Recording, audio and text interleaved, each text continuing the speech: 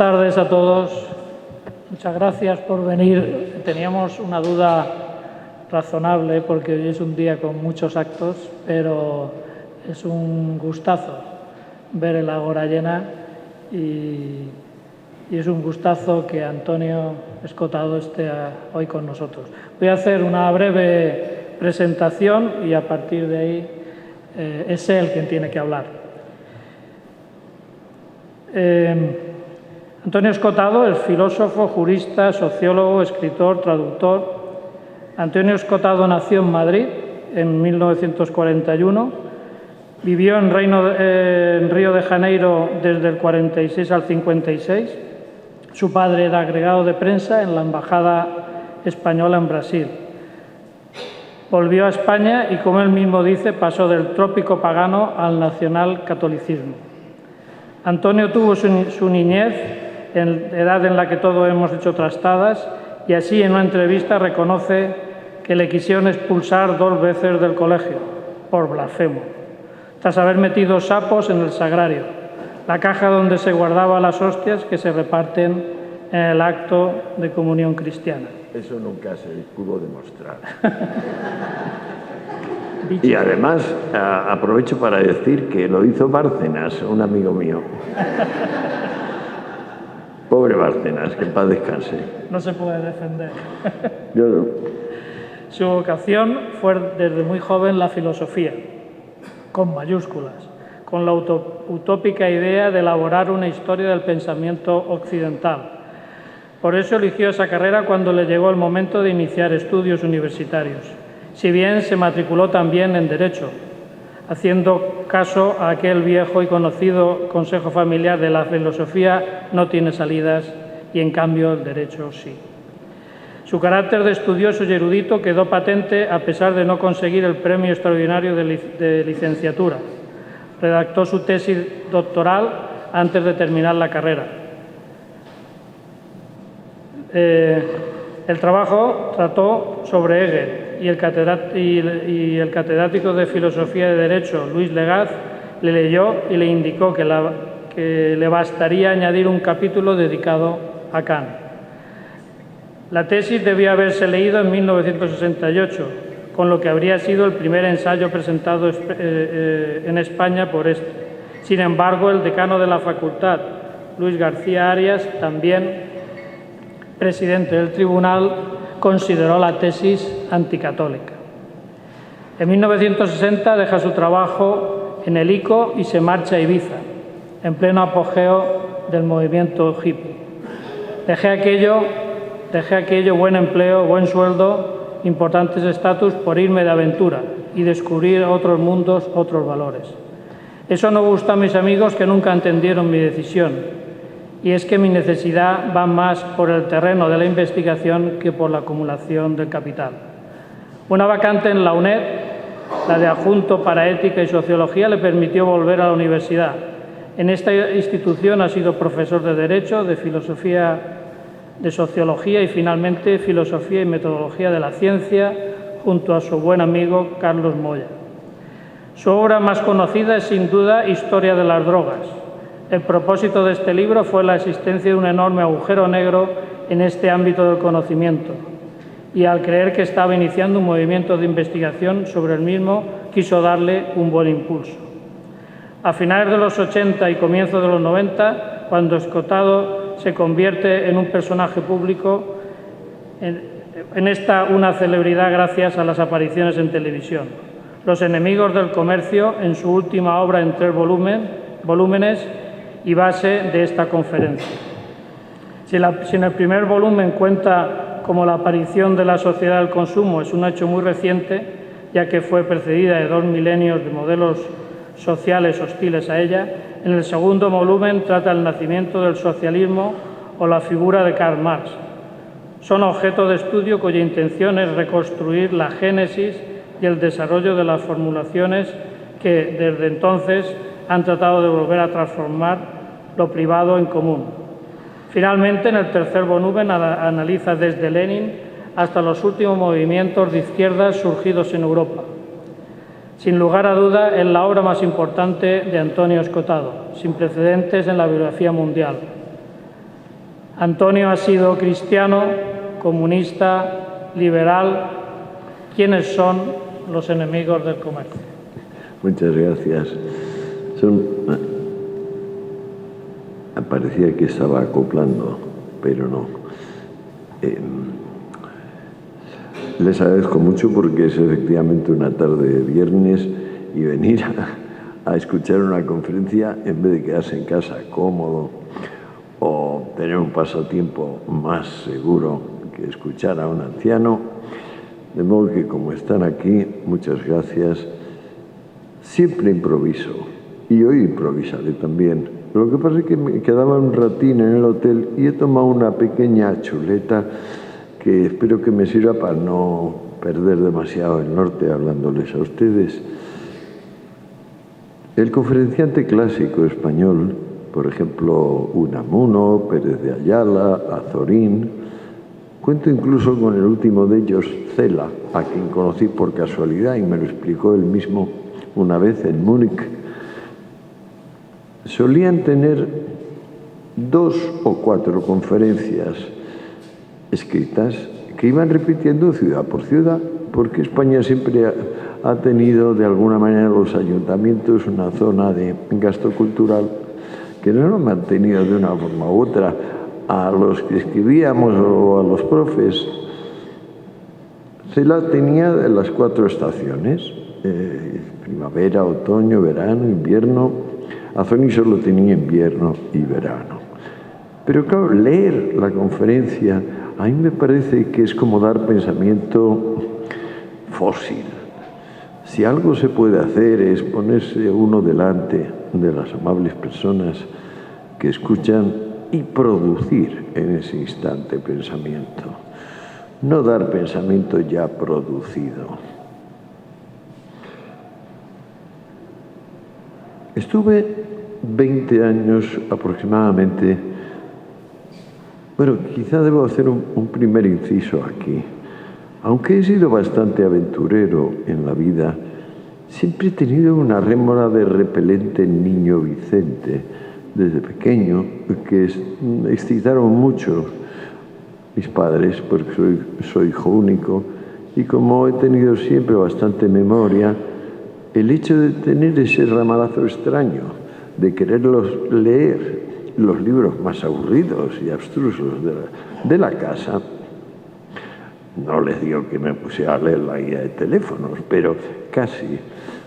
Entonces, hacía de mí como una especie de objeto un poco circense. Mis padres presumían de eso. Qué niño más estudioso. Que ahora han pasado los tiempos, ahora me acerco a los 80 años, y ya desde pequeño estudiaba sin duda más de 10 horas diarias. Ahora bastante más. Pues claro, ustedes van sumando, póngale 60 años a 10 horas diarias, sin sábados ni domingos ni vacaciones, y resulta que uno ha leído bastante. ¿De qué leo yo? Pues de todo. Ahora con la maravilla de Internet, con esa alta fidelidad de la imagen y del sonido, pues es todo, me fascina todo. Lo mismo me puedo poner a ver aleaciones de cañones de la Armada inglesa en el siglo XVII y a lo tonto uno se pone a mirar y va descubriendo y más. Que, bueno, capas geológicas de Islandia o detalles de la vida personal de fulano o de mengano.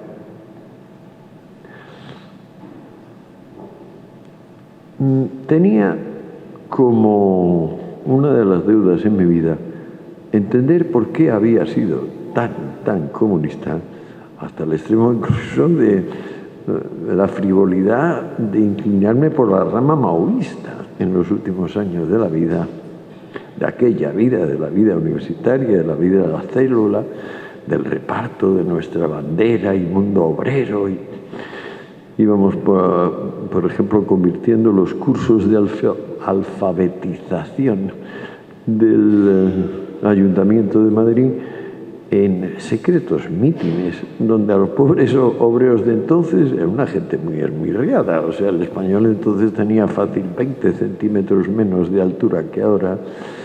Yo por ahí haciendo mítines y diciéndoles que su interés de clase y que tal, que la burguesía les explotaba, que bien estaba Stalin. Yo me acuerdo que el primero que di, Stalin estaba todavía vivo. Stalin murió en el 57. Pues bueno, tenía la asignatura pendiente de saber por qué puse tanto corazón en eso, que era entonces peligroso, ahora es un chollo. Imagínense, se lo pueden preguntar a Monedero o a Iglesias Jr. o a Rejón y resulta que viven muy bien de eso y no hay ningún peligro. En mi tiempo había un tribunal de orden público y no es que se fusilase, alguna vez se fusilaba, pero si le pegaban a uno una paliza muy seria y se iba a un castillo militar, a lo mejor 10 añitos. Pues me quedaba saber por qué fui yo comunista, por qué sigue habiendo comunistas, de dónde viene el comunismo. Como esto es una materia muy grande y sometida a tanto o más tabú que la materia de las drogas, me dije, ¿hay aquí algún tipo de hilo conductor? ¿Se acordarán ustedes de la historia del Minotauro, que era un monstruo horrible que vivía en una caverna, pero entonces, gracias a una señorita llamada Ariadna, le fue haciendo un hilo que el héroe que mató al Minotauro, Teseo, pudo seguir? ¿Qué hilo tenía yo? Pues mi hilo era algo tan sencillo como: ¿quién ha dicho la propiedad privada es un robo y el comercio es su instrumento? ¿Quién ha dicho eso el primero? ¿Y hay manera de contextualizar a esa persona o a ese grupo que lo dice? Entonces, 20 añitos me han permitido reconstruir esa gran saga. He descubierto que no hay nada escrito de creencia o de actitud comunista antes, digamos, del 100 antes de Cristo. No lo hay. Aunque, claro, estos documentos sobre la antigüedad llegan a tablillas sumerias del 2000 y pico antes de Cristo, jeroglíficos egipcios también. Sin embargo, aunque sí nos consta una curiosa cuelga de constructores de pirámides allá por el 2000 antes de Cristo, que además fue una huelga con gran éxito. En prácticamente el Gran Visir, cuentan los jeroglíficos, dijo: sí, os subo el sueldo, toda la razón tenéis, no pasa nada. Y de paso esa huelga nos informa de que la mayoría de los constructores, vamos, el 100% de los constructores eran hombres libres, no eran esclavos profesionales.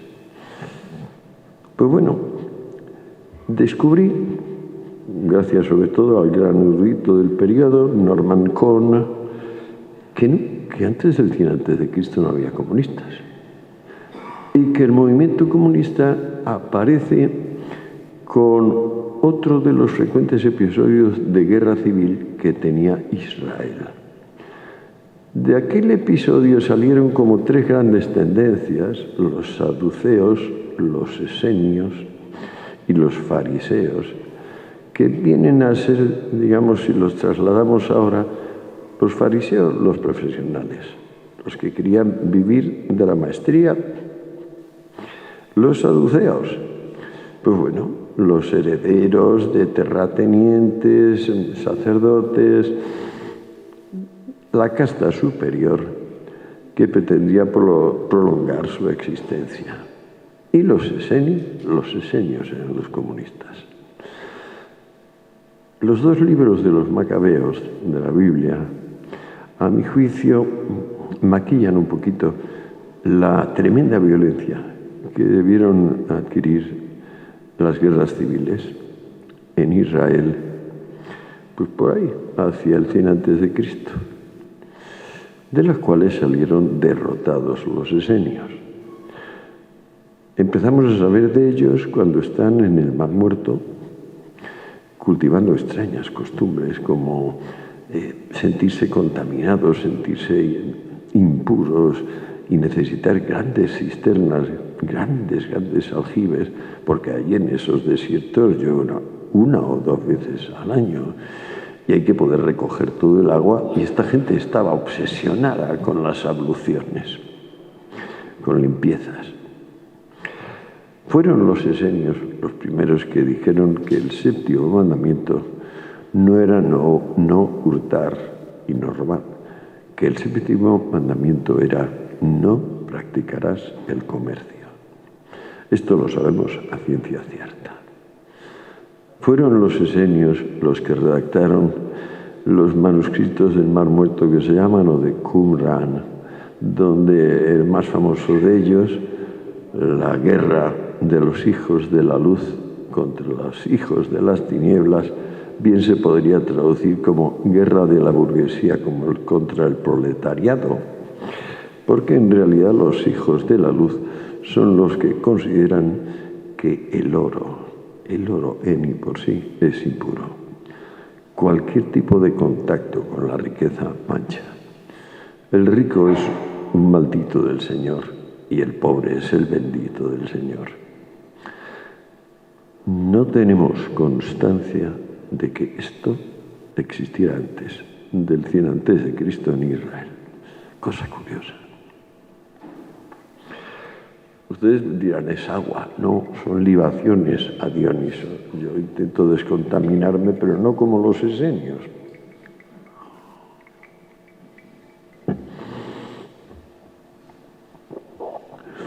Cuando me puse a escribir este libro, naturalmente no sabía nada. Igual que pasó con las drogas. Me puse a estudiar historia de las drogas, prácticamente convencido de que siempre había habido control sobre las drogas, que siempre habían sido miradas de soslayo y con sospecha o reticencia. Me equivocaba. Y aquí también me equivocaba en todo. Porque si bien fueron los esenios los que primero vieron que la impureza no era lo que ven los demás pueblos de la tierra, que son los cuerpos corrompiéndose, la pestilencia, no, que la pestilencia era una pestilencia simbólico-moral, y era eso, tener dinero, tener belleza, tener mérito, sobresalir. Y que Dios odiaba a los que sobresalían. Es más, el primer más antiguo profeta de Israel, Amós, tiene como primera de sus profecías aquella que dice: malditos sean los que disfrutan tranquilamente. Amós es muy anterior a los esenios, pero Amós es un espíritu parecido al que le inspira.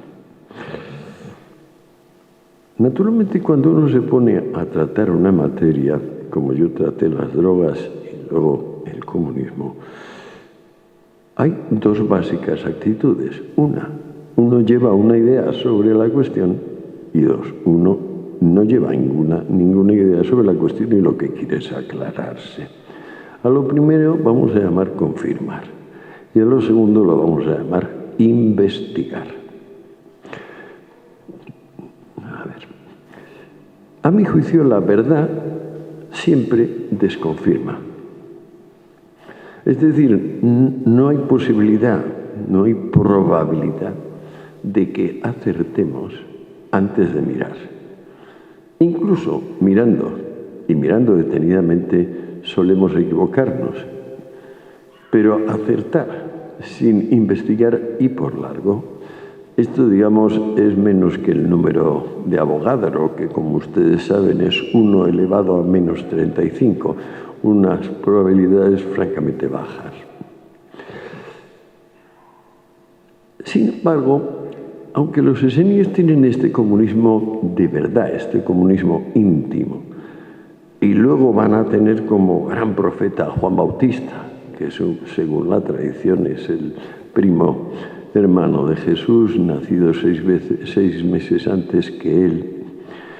Y ellos dos van a crear un cristianismo que no es tan severo como el esenio, que no está continuamente a base de limpiezas rituales, que no se siente, que no es tan rígido, que es más democratizable, más extensible, pero que retiene lo esencial, es decir, que Dios ama al pobre y odia al rico. Entonces, claro, pensamos que esto es el único comunismo de la antigüedad. Pues no. Es el único comunismo sentimental de la antigüedad, pero hay una sociedad, la espartana, que está ya constituida hacia el siglo VIII a.C., mucho antes que los esenios, donde todo se pone en común y tienen un gran Moisés, el equivalente a Moisés, que es Licurgo, que como detesta toda forma de comercio, toda forma de profesionalismo, como lo que ama es la conquista, el mundo militar, el cuartel, pues hace unas importantísimas reformas que incluyen acabar con el dinero tal y como se conocía entonces. Acuñan grandes doblones de hierro. Naturalmente, la moneda, si no la cogen, aquel a quien se la quieres dar resulta bastante inútil. Pero Licurgo lo hizo justamente, lo de que la moneda fueran grandes trozos de hierro para disuadir de que se comerciase. La sociedad espartana tenía prohibido escribir. Eran, por tanto, ágrafos y, bueno, muy severos. Los hombres vivían en el cuartel. Para ir a dormir con sus esposas tenían que hacer una especie de simulacro de violación. O sea, todo era bien sabido, pero esto lo cuenta Aristóteles en la Política con mucha sorna, porque dice que eso hacen las espartanas las más casquivanas, mujeres de la Hélade, porque esos hombres, que en principio son tan viriles, que solo están ejercitando sus artes bélicas, viven en el cuartel, comen lo mismo a las mismas horas, no tienen dinero, ni pueden comprar ni vender, que esos hombres pues no las satisfacen. Pero el caso es que hacían una especie de ritual de invadir sus propias casas de noche y violar a sus mujeres, y así se iban reproduciendo los espartanos. Para cuando Aristóteles escribe la Política, ya los espartanos no eran exactamente aquella sociedad que quería Licurgo, tan severa y tan impecable, pero seguían teniendo algunas costumbres de ese estilo y sobre todo detestaban a la ciudad más rival para ellos, que era Atenas. Llamaban a los atenienses maricones, cobardes, gentes débiles, blandas. Decía que todas sus mujeres eran unas putas. Odiaban la enorme red de burdeles que tenía Atenas y odiaban sobre todo el desarrollo comercial, artístico, cultural, intelectual extraordinario que llegó a tener a aquella ciudad.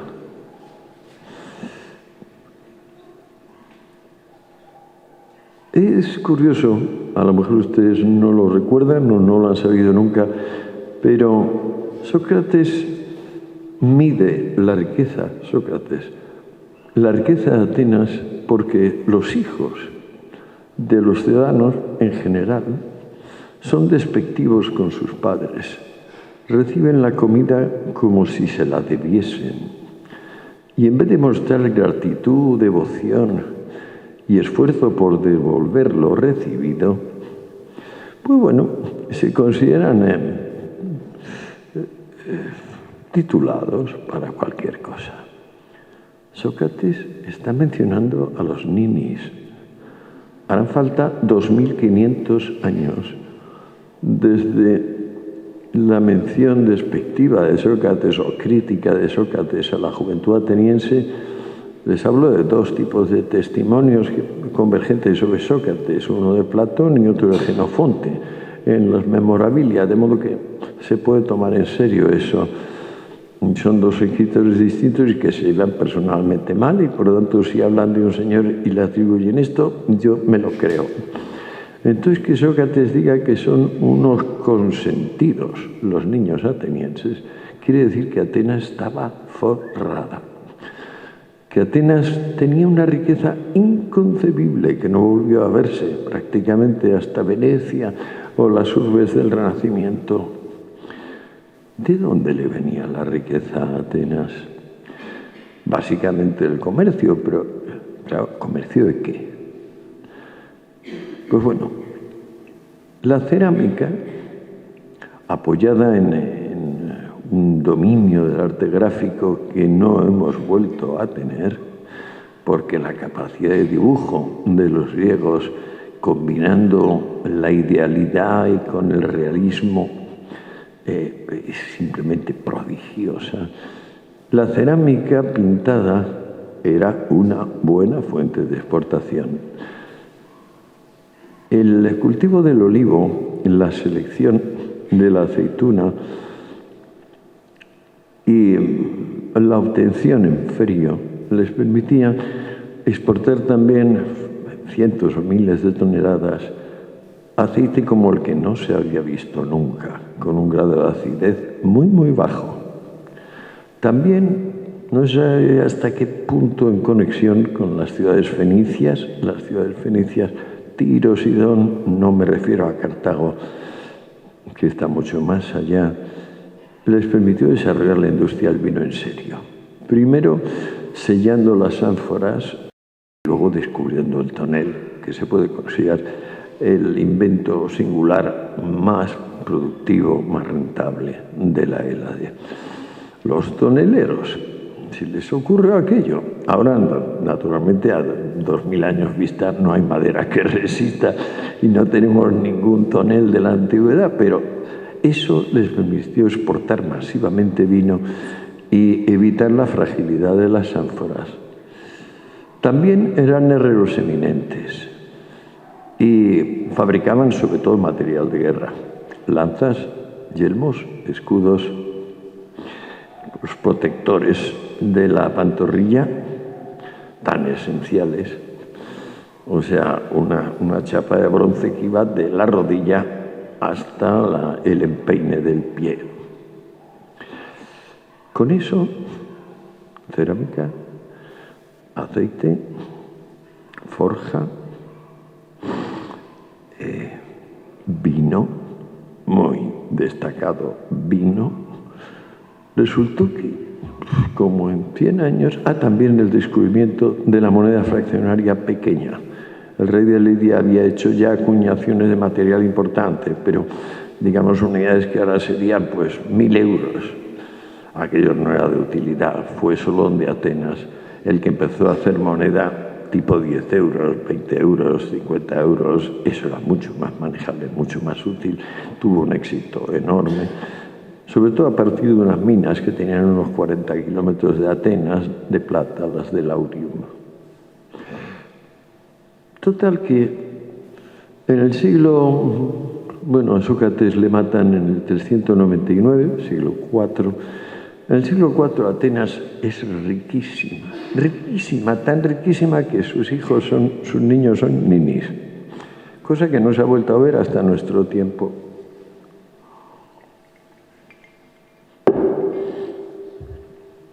Y el resto conspira contra Atenas y su imperio pacífico, comercial, naval. Conspira y triunfa. Triunfa primero dentro, porque es Esparta quien gana la guerra del Peloponeso, ayudada por los persas, y luego es la gran potencia, Roma. ¿Qué demonios tiene esto que ver con el comunismo? Bueno, por ahora nada. Está el comunismo que les he mencionado, los esenios, está el comunismo espartano, cada vez más degradado. Aristóteles cuenta que en su tiempo ya la propiedad territorial, la inmobiliaria, estaba tan distribuida que no se podía hablar sinceramente de comunismo. En Lacedemonia, que era el otro nombre de Esparta, también se llamaba Laconia, por lo poco que hablaban estos lacónicos, los espartanos. No había comunismo. Lejos de ello, la primera época de Roma, hasta Julio César y Augusto, es una época de desarrollo tan próspero que se generaliza el llamado novo homus. Novo homus es lo que hoy llamamos hombre de negocios. Una persona que quizá cambia de profesión, pero que no es militar y no es clérigo, no es pontífice, ni es sargento.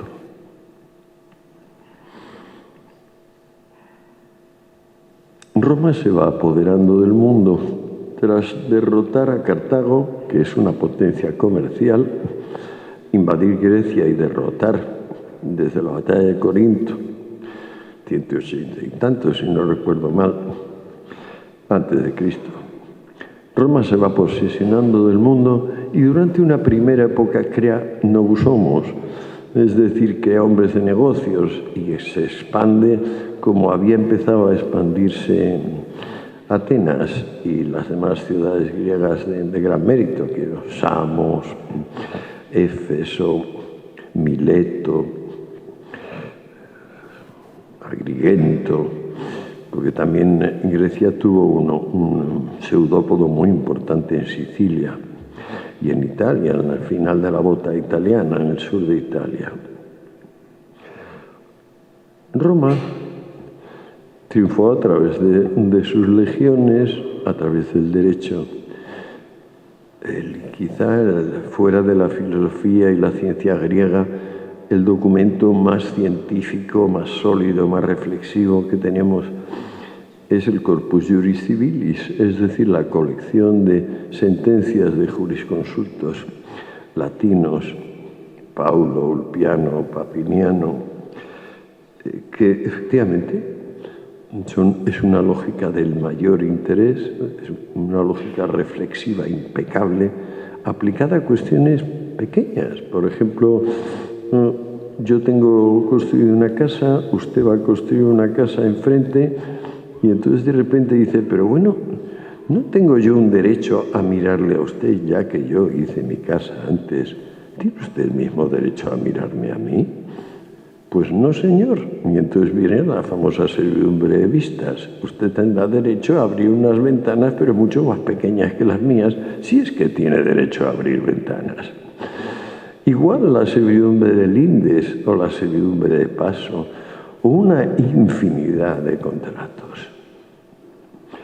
Bueno, con su derecho, con su sentido de que el hombre debía sacrificarse al Estado y con su devoción por la limpieza, porque los romanos allí donde iban creaban unas termas y donde había aguas termales se quedaban, les encantaban las aguas termales.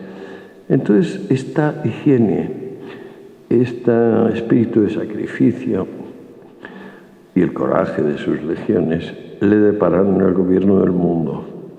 Pero entre tanto, ya en Atenas y en las demás grandes ciudades griegas y por supuesto en Roma, se había producido un cambio para aquella gente imperceptible, para nosotros decisivo, y es que la mayoría de la población no era esclava. Ya saben ustedes el primer dato que les di de las pirámides.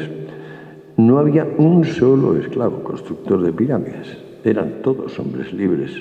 Fueron a la huelga por eso y ganaron la huelga.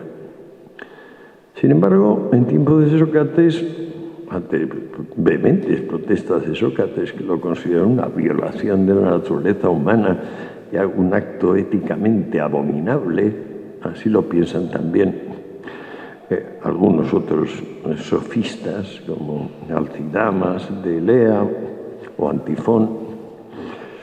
A pesar de las vivas protestas, fácilmente más de la mitad de la población es esclava. ¿Por qué? Porque van las cosas muy bien, porque hay mucho dinero. Y además de un mercado de cosas y servicios, hay un mercado de personas que va creciendo. Sin embargo, la servidumbre es todavía doméstica. El esclavo es todavía un personaje doméstico. Ayuda a hacer cosas, pero no afecta a la especialización.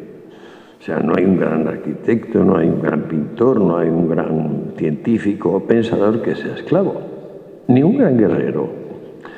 La esclavitud es doméstica.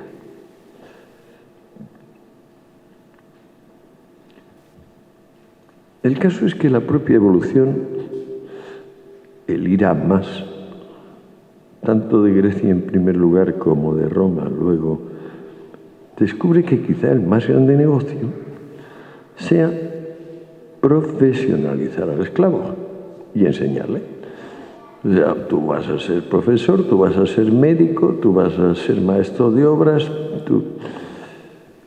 A mi juicio, pensar que el gran negocio es esto, es el origen de la catástrofe del mundo antiguo, que poco a poco, y nadie sabe cómo, hombres de la sobriedad intelectual, de Platón o de Aristóteles o de Cicerón o de Marco Aurelio, no entienden por qué, pero una inflación creciente roe aquello y no hay manera de mantener la amortización simple. Si lo miramos en términos demográficos, la población alcanza un máximo en tiempos de César y Augusto y desde entonces no para de bajar durante más de 1000 años. Son las épocas oscuras y el otoño de la Edad Media o la recuperación de la Edad Media. 1000 años de progresiva miseria. Nada de eso sabía yo cuando me puse a estudiar esta cuestión. De repente dije, caramba, o sea que antes hubo una sociedad comercial que fue vencida por espartanos, asirios y romanos que crearon una sociedad clerical militar mucho más fuerte y más sólida, pero con unas bases económicas muy frágiles, tan frágiles que la población empezó a disminuir. Con la profesionalización del esclavo, todos los hombres libres que se dedicaban a trabajos remunerados no pudieron soportar la competencia desleal del esclavo, se fueron a la ruina. ¿Pero por qué empezó a bajar la población? Pues porque el trabajo no incentivado, el trabajo que no se puede quedar el trabajador con su fruto, tiene mucha menos inventiva, tiene mucho menos impulso, tiene mucho menos entusiasmo. Y se crea una tendencia general a no innovar. Tenemos, por ejemplo, alguna decisión como la de Vespasiano diciendo ante una propuesta de mejorar el hormigón romano, la contestación de Vespasiano, no, esto llevará a mucha gente al paro, no hay que hacer nada que cambie los métodos de producción, distribución que tenemos ahora. Ellos no entendían por qué, pero cada vez había menos de todo. En tiempos del emperador Diocleciano, que los cristianos consideran que es la más grave de las persecuciones que sufrieron, es muy instructivo saber que se promulga el primer edicto universal sobre precios. Y 1000 artículos, ni uno más ni uno menos, 1000 son tasados. No se pueden vender ni más caros ni más baratos de lo que manda Diocleciano. En el prólogo del precepto, el César determina: gente sapientísima ha fijado para siempre lo bueno y lo justo. Yo, Diocleciano, ordeno que la siguiente lista de bienes valga lo siguiente. ¿Cuál fue la reacción del vasto imperio al decreto? Desaparecieron los 1000 bienes. Simplemente desaparecieron. Los que los producían dijeron, ¿de qué voy a yo vender esto por lo que dice este? Cuando, por supuesto, los emperadores llevaban siglos adulterando la moneda de la forma más vil, con el sudado, con el limado, echando más estaño cada vez, menos oro, menos plata. menos bronce. Aquella fue la primera vez que se quiso militarizar la economía. Por entonces, de entre todas las religiones, destacaba una, que estaba entrando por la puerta de atrás de las casas nobles, estaba entrando a través de los siervos y los esclavos. La religión de los últimos serán los primeros. La pobreza es santa, la riqueza es culpable y criminal. El Señor castigará a los que tienen más que otros. Nuestra causa es, con mayúscula, la restitución. En principio todos éramos iguales y ahora no lo somos. Bien, volvamos a la igualdad, aunque sea sangre y fuego. Las principales consecuencias más inmediatas de la profesionalización del esclavo fueron las bagaudas. A lo mejor a alguno de ustedes les suena bagauda. De ahí nos viene la palabra vago. La bagauda de Milán, la bagauda de Lyon, llegaron a tener más de 100.000 personas y solo fueron vencidas con 5 o 6 legiones en combinación. ¿Qué eran las bagaudas? Pues que sobraba gente en el campo y sobraba gente en la ciudad. La gente que sobraba de la ciudad huía despavorida al campo buscando unas raíces, un fruto, aunque fuera la corteza de los árboles para hervir y no morir de hambre. En el campo igualmente sobraban. El encuentro de estos que sobraban, urbanos y rurales, formó las bagaudas. Las bagaudas tuvieron jefes abiertamente comunistas, llegaron a imprimir moneda, no tenemos, pero bueno, sería entrar en demasiados detalles. Imagínese usted que yo esto lo descubrí como 4 años después de ponerme a estudiar la materia. Estupefacto. Y digo, ¿cómo que bagaudas que han llegado a imprimir moneda, que han llegado a hacer batallas campales, 100.000 hombres aquí, 100.000 hombres allá, contra legiones? O sea, por un territorio y no quedaba nada. Entre tanto, la población bajaba y bajaba. Cuando Roma caiga ante el Érulo, jefe de la tribu de los Érulos, Odoacro, tiene unos 20.000 habitantes. En tiempos de Augusto tenía 1.200.000. De esos 20.000 habitantes, más del 90% son esclavos.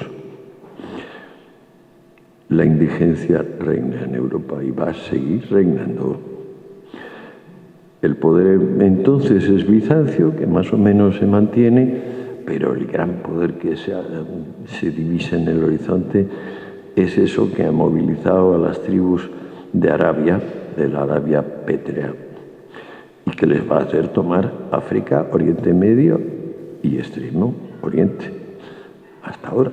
Es muy curioso que se habla de que la expansión occidental en las colonias ha sido genocidio. Debe ser que la expansión de los árabes desde la Arabia pétrea hasta China e Indonesia no causó, digamos, ningún tipo de violencia o presión. El caso es que ¿cuándo empezó a ceder esta época? Que yo de repente no lo sabía, pero dije, pero si toda la Edad Media es comunista. O sea, toda la Edad Media es comunista. Ustedes leen las capitulares, los decretos de Carlomagno, de Ludovico Pío, de Carlos el Calvo, estoy hablando del Padre, el Hijo y el Nieto, y encontrarán un factor común. Hay algo que está prohibido, comerciar. Hay palabras que dan asco, y tanto asco dan que han desaparecido. ¿Qué palabras? Lucro, dinero, negocio, beneficio. Esto lo sabemos, por ejemplo, por McCormick, un profesor del MIT de Massachusetts, que en vista de que prácticamente todo lo que hay de los siglos oscuros está en los Monumenta Historiae Germanica, codificados por Stein, que son aproximadamente 20 volúmenes, doble columna. Lo metió y le preguntó una cosa fundamental por épocas. ¿Cuántas veces está la palabra, por ejemplo, amor? ¿Cuántas veces está la palabra siervo? ¿Cuántas veces está la palabra comercio? Por épocas. El programa le contestó. Desde el siglo VI al XI, el desvanecimiento léxico del mundo comercial es ostensible. ¿Y de qué vive Europa? Del siglo VI al XI. Básicamente de vender cautivos, como cautivos a sus hijos. Los más rubios son preferidos de ambos sexos, impúberes mejor, a las grandes lonjas de compraventa que están en Bizancio, en Alejandría, en las costas del norte de África. Ha retrocedido de tal manera Europa, se ha emboscado, que es un leprosario, un gigantesco leprosario, donde el emperador Carlomagno es analfabeto y el bien principal de importación de su capilla y de su sede en Aquisgrán, ahora lo llamamos Aachen, o también Aix-la-Chapelle, si lo miramos desde el lado francés, es el incienso. Hay tal cantidad de desechos que se necesita importar masivamente incienso para que aquello no huela a lo que huele, a lo que es. La Alta Edad Media, si ustedes se ponen a leerlo, es un periodo de inmensa insinceridad. Todo es mentira. Van leyendo documento tras documento. Y aquí está la donación de Constantino, que nunca existió. Y allí está el milagro de San Donoso, que tampoco existió. Y acullá están los pechos cortados de Santa Águeda, que tampoco existió. Es un gran mundo de pura fantasía. La imaginación se sobrepone a lo real. Es demasiado dura la realidad. ¿Pero por qué es demasiado dura? Porque el arte, la ciencia, la industria han desaparecido. La medicina científica está perseguida en nombre del agua bendita o de los conjuros que luego reparten Mahoma y sus califas. La sociedad comercial ha desaparecido completamente. ¿Cómo se salva eso?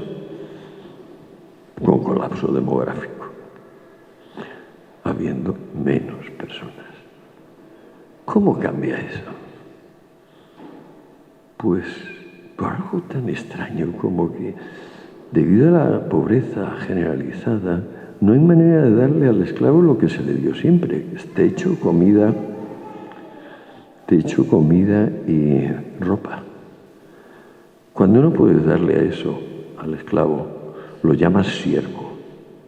Lo lanzas al campo y le dices, como le dijeron los señores feudales europeos, 3 días de la semana me los debes a mí. Existes por mi gracia y bendición. Si no, serías como un perro y cualquiera te podría matar.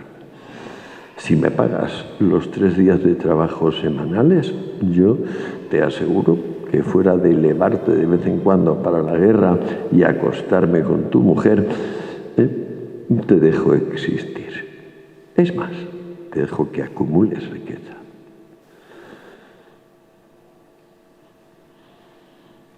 Los siervos son siervos de la cleva, es decir, están atados a cada territorio, pena de muerte, salir del territorio.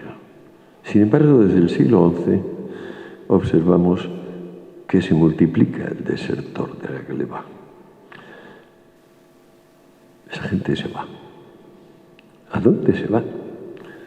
Pues se va a hacer caravanas acorazadas que vuelven a desbrozar el territorio, digamos desde Iberia hasta Ucrania, y a crear castas de marinos que navegan los ríos y sobre todo los mares. Eso, cabotaje, por supuesto. En larga distancia tendrá que venir Portugal y España bastante después a hacerla.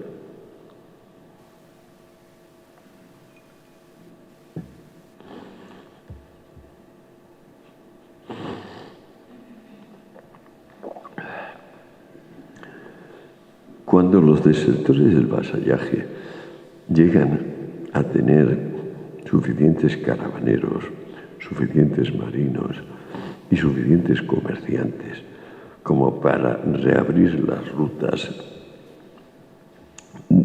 volver a alfabetizar los territorios y sobre todo permitir que ciertos núcleos urbanos se amurallen. Estos núcleos urbanos son los burgos.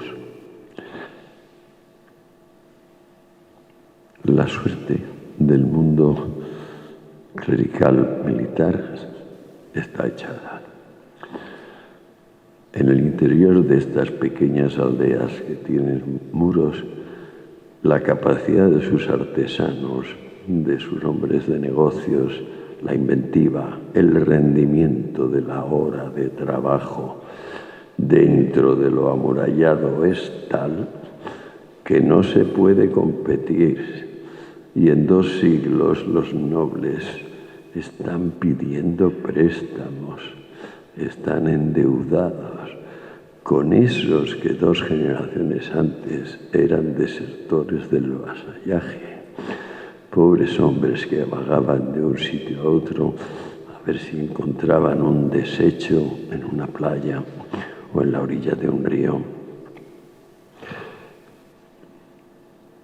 La primera forma institucional de organizarse el trabajo fueron los gremios. Y los gremios tuvieron grandes dificultades en aceptarse por parte de la Iglesia, puesto que estaban incursos en un contrato expresamente prohibido por el derecho romano, el contrato de colusión.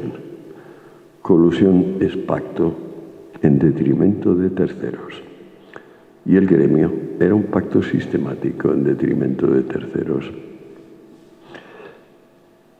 Unas ciertas personas se reunían para conseguir que los bienes no valiesen ni más ni menos que esto, que la importación se limitase a aquello otro y que el control fuese suyo, exclusivamente suyo. Con el gremio prosperó un tipo de empresa, normalmente presidida por un maestro con 2 oficiales y 5 aprendices. Este era el tamaño normal.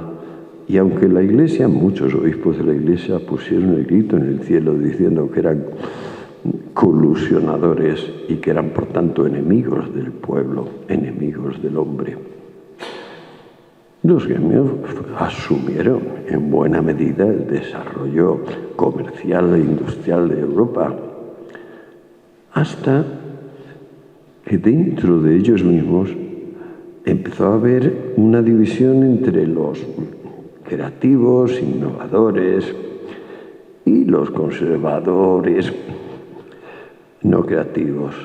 Eso lo vemos clarísimo en la historia de Florencia de Maquiavelo. Es un libro excepcional para ver cómo dentro de los gremios hay una tensión para controlar y mandar a los comerciantes. Los comerciantes se niegan, empiezan los primeros grandes banqueros y vencen. Ese vencer no se ratifica expresamente hasta el Estatuto de Monopolios de 1625, primera norma en Inglaterra, donde se dice: hasta ahora llevamos 4 o 5 siglos dándoos patentes que lo que hacen es proteger vuestro modo de producir, vuestro tamaño de empresas, vuestra estructura laboral. Pues no, ahora vamos a dar patentes a los inventores. No vamos a dar derecho a que las cosas no cambien. Al contrario, el Estado está interesado en que las cosas cambien. El Estado está interesado en que la imaginación, la inventiva, se apodere del mundo comercial y el industrial. Y luego, eso sí, las patentes, en vez de ser indefinidas y renovables como eran en tiempos de los gremios, van a expirar. Y esos conocimientos van a volver al pueblo y ser del pueblo para siempre. Nos acercamos a la edad moderna.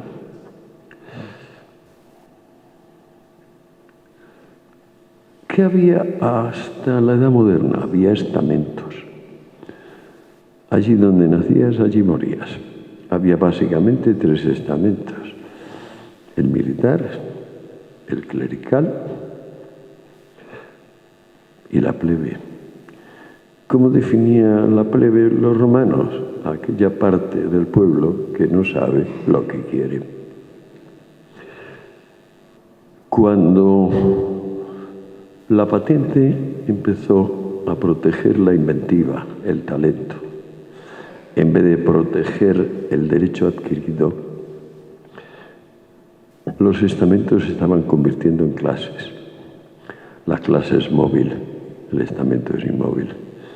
No hay manera. Yo, por ejemplo, después de esta conferencia tendré unos euros más y por tanto he subido de clase.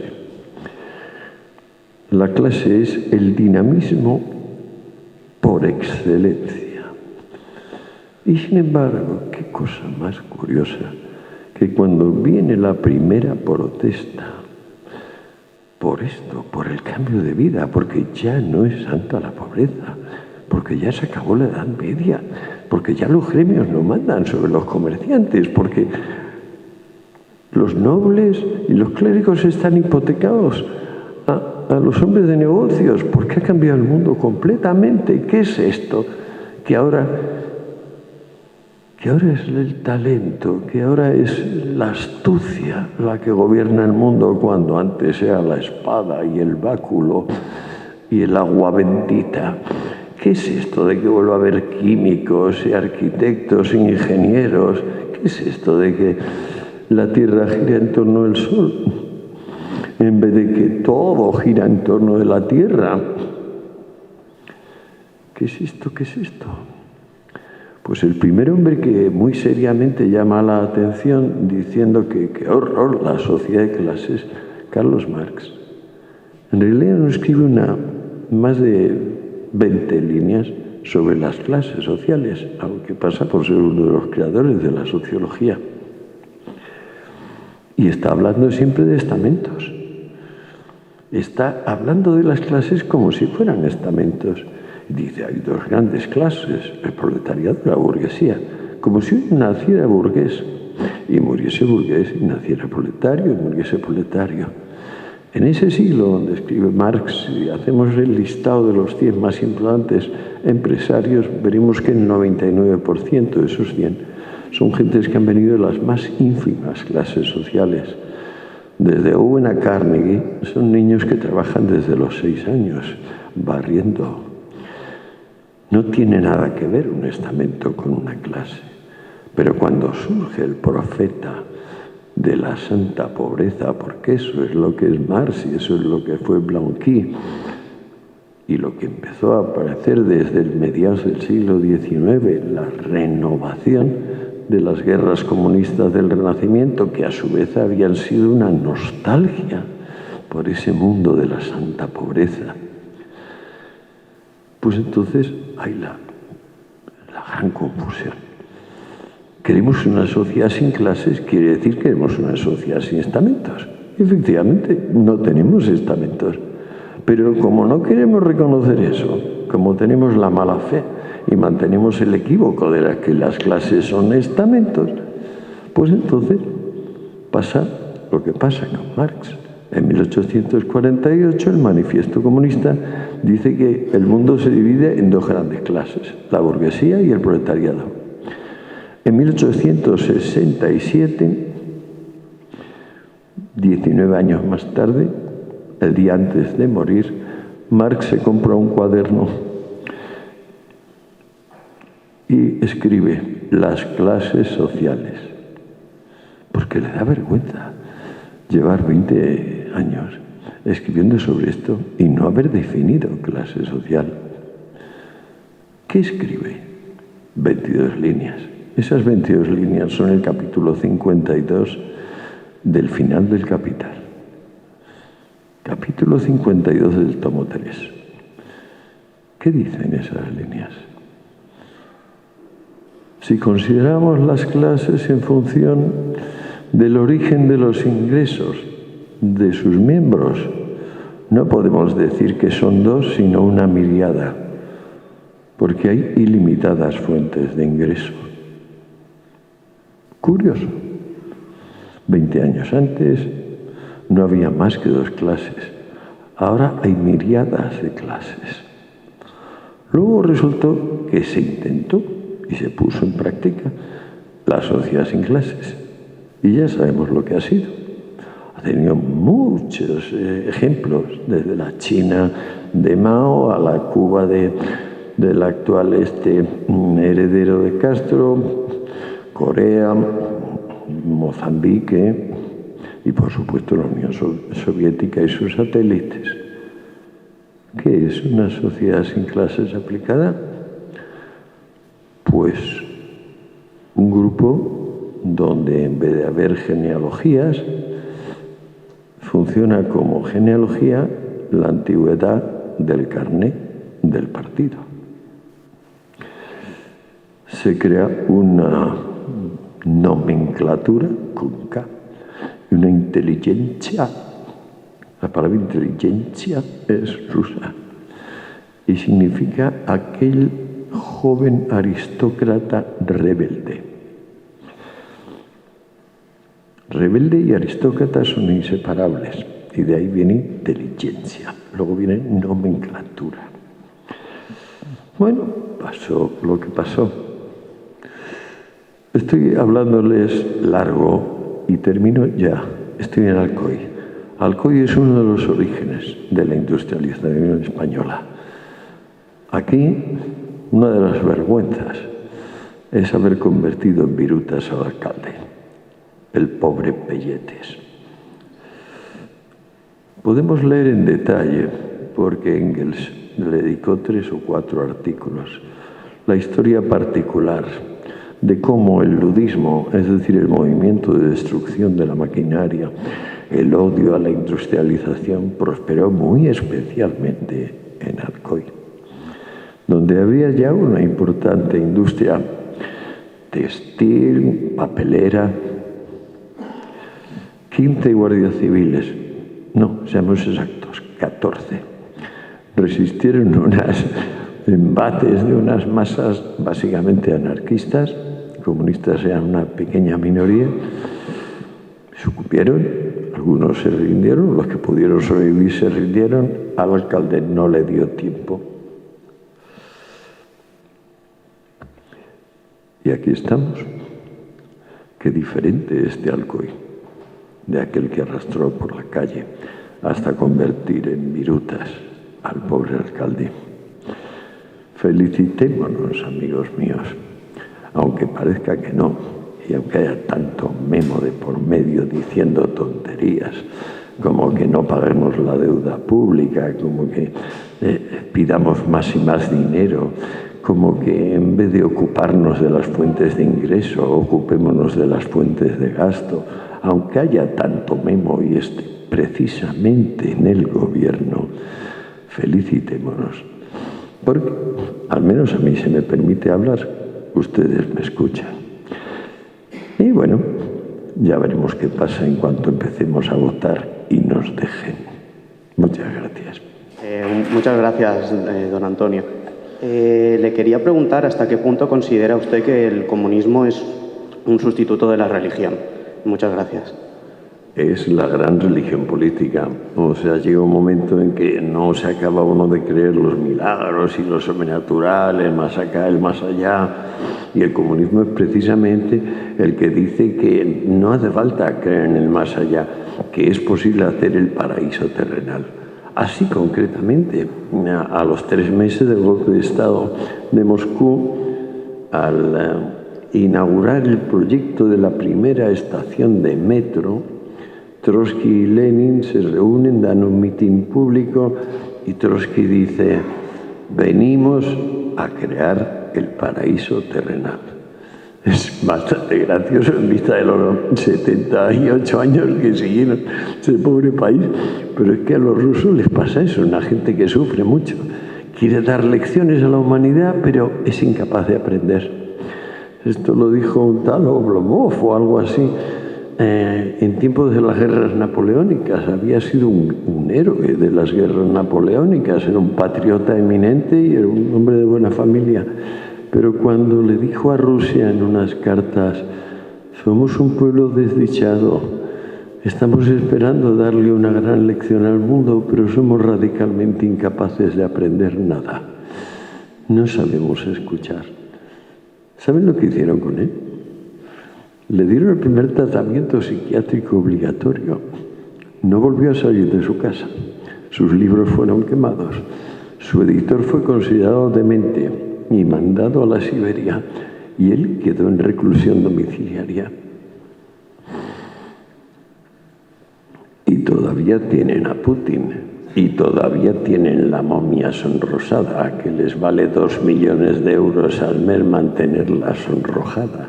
Tiene usted mucha razón. Aunque sea de una manera muy simplista, y dentro de mi ignorancia, podríamos considerar que prácticamente durante toda la historia todos los movimientos socioeconómicos han girado de alguna manera en torno a la propiedad, la contemplación de distintas maneras de la propiedad en contra, a favor, de esta manera, excepto quizá el comunismo libertario. Sí. Parece como un grano que ha desaparecido o lo han hecho desaparecer. Claro, pero es, digamos, libertario. A mí me pregunta ahora, ya que estoy ahí hecho una chufa a punto de terminar la película, y yo le digo: yo soy un anarquista libertario, eso es lo que soy.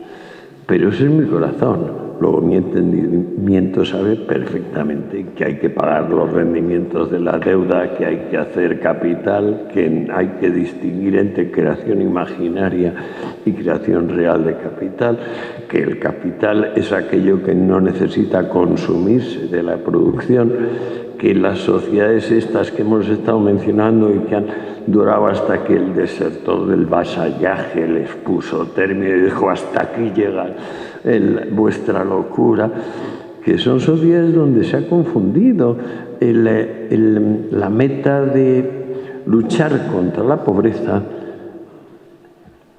con la meta de luchar por la pobreza. O sea, todo este increíble malentendido del comunismo ha sido luchar por los pobres. Y tú dices: ¿pero qué dices? Si lo único que has conseguido es crear inmensas masas de pobres, matar de hambre como no se mataba desde la Alta Edad Media. Eso lo has conseguido, y no un país, 70 países. Tenemos los ejemplos prácticos. Y nada, mi propio hijo Antonio votando Podemos, pero bueno, ¿será posible? ¿Qué puedo hacer? Pues nada, ustedes verán, o sea, así están las cosas. La conferencia está en función del libro que he escrito, que tiene como base el comercio. ¿Cómo base? El comercio, ¿no? O sea, vamos, yo no sé si... No, se llaman Los enemigos del comercio, pero es, como les dije, sobre la gente que dice que sí, la propiedad privada es un robo y el comercio es su instrumento. Ya, bueno, en ese caso ha dado un repaso muy rápido. Bueno, parece ser que prácticamente la última parte que tenía asignada al momento actual, bueno, después de la Segunda Guerra Mundial y todos los que ahí no ha mencionado nada, pero sí ha hecho referencia al COI. Yo lo que quisiera saber es si en definitiva su posible tesis que defienda es que si no hay comercio, si no hay, no sé, como elemento esencial para el avance de la sociedad. Y pienso que el comercio, tal como está enfocado actualmente, tiende a apropiarse del globo donde vivimos todos. No sé si posiblemente no he captado la idea esencial de eso, pero yo veo Le comprendo muy bien. El comunismo tiene su crítica, el capitalismo tiene que tener su crítica y tendremos que intentar una sociedad que sea más justa y más igualitaria. Claro, pero acuérdese, hubo el decreto aquel de Diocleciano fijando precio para 1000 artículos. No se le ocurrió a ningún otro ser humano volver a hacer un decreto semejante hasta Robespierre, que en 1792, en pleno reino del terror, también emitió un decreto de máximos. Volvió a pasar exactamente lo mismo. Todos los bienes que estaban incluidos en el decreto desaparecieron al día siguiente. No se había conocido en Francia un desabastecimiento semejante. Cuando hablo de comercio, hablo de eficiencia. Hablo de adaptación del fin a los medios. Hablo de realismo. Hablo de experiencia. Hablo de que es sabotaje todo aquello donde sabemos que nos vamos a tropezar con un escalón y no lo evitamos. El gran problema del comunismo es que diciendo que sin comercio, es decir, por puro acuerdo y solidaridad, vamos a tener más, todos. No tenemos más.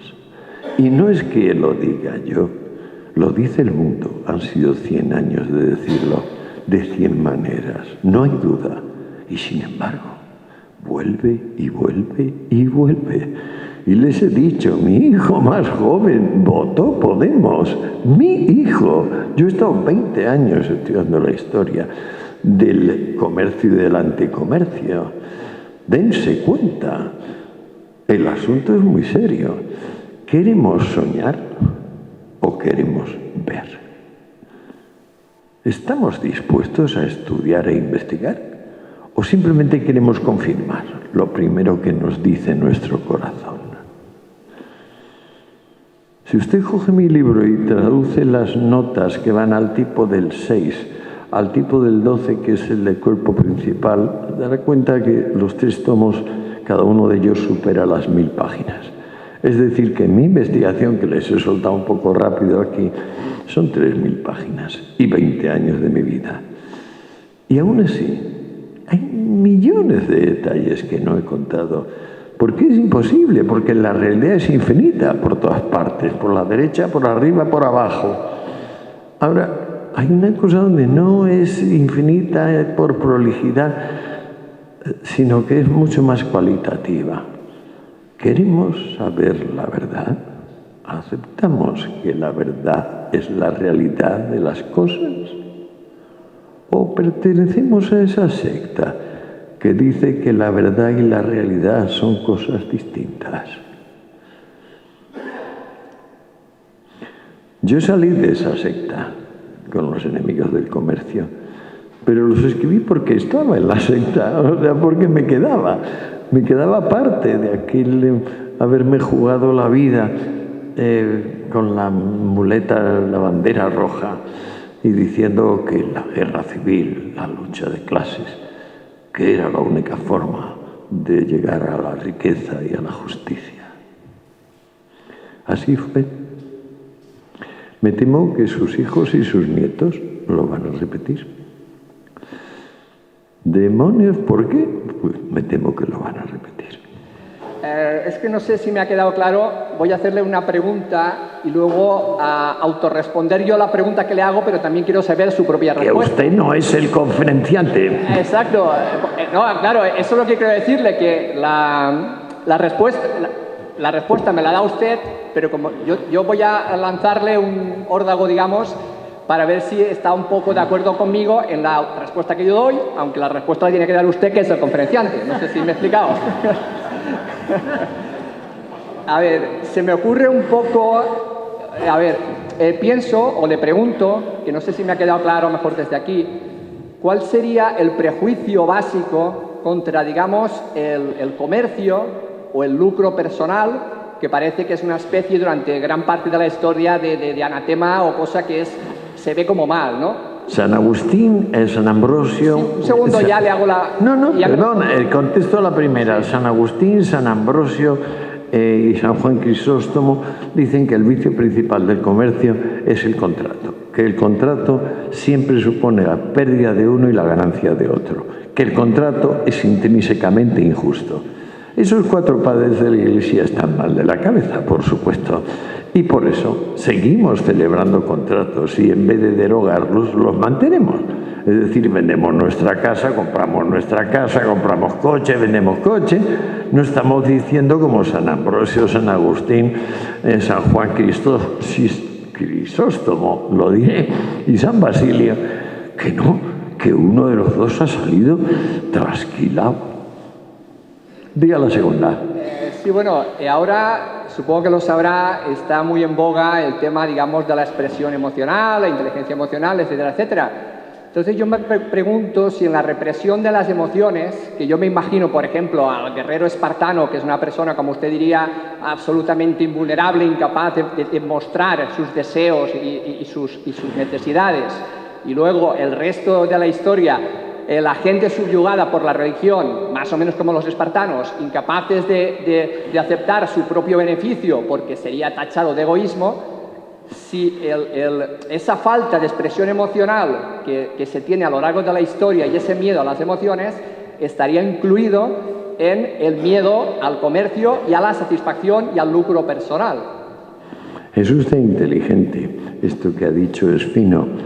Lo que pasa es que es un poco fuerte, o sea, esto lo levanta todo, es como si fuera un señor ahora con una ganzúa abriendo la puerta. Es cierto que puede haber un factor de timidez emocional detrás de esto. Yo no lo había ni imaginado, pero es posible que lo haya. En particular en el guerrero espartano, que como usted sabe no ganó ninguna batalla importante. Las batallas las ganaron los atenienses. Los espartanos siempre fueron unos cobardes traidores que recibieron secretamente dinero de los persas. Es decir, presumían de guerreros, pero nunca fueron guerreros. En maratón ganaron los atenienses, en platea ganaron los atenienses, en Salamina ganaron los atenienses. En las 3 ocasiones los reyes espartanos dijeron que estaban obligados a respetar las festividades religiosas y que no podían comparecer hasta 2 meses después. ¡Qué casualidad! Esperando 2 meses, Darío o Jerjes se habría apoderado de toda la Hélade. Menudos los espartanos. Bueno, pues para finalizar, agradecer a Antonio Escotado el rato que hemos pasado tan bien, tan bueno, y invito a todos a que continuéis con nosotros en esta campaña que estamos haciendo para intentar, si podemos, cambiar un poco el mundo, cambiar un poco Alcoy. Muchas gracias. Gracias.